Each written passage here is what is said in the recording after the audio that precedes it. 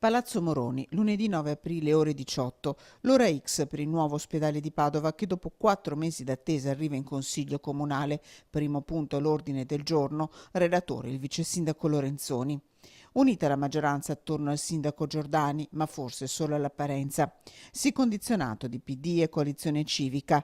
No, l'ospedale di Padova Est non serve, di Rifondazione Comunista e della consigliera Daniela Ruffini.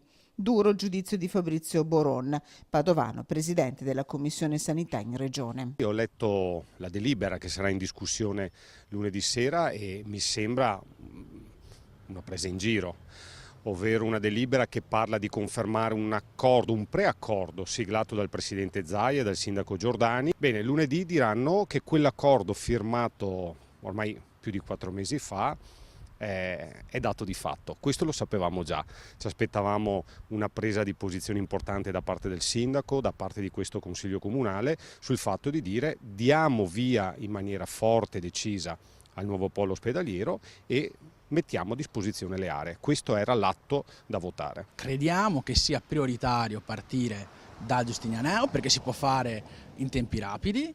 Per quanto riguarda Padova Est e i tempi, di certo dipende anche dalla regione. Così non va la risposta della regione. È come mettere il carro davanti ai buoi, no? È qualcosa di incredibile che si possa arrivare a pensare cose del genere.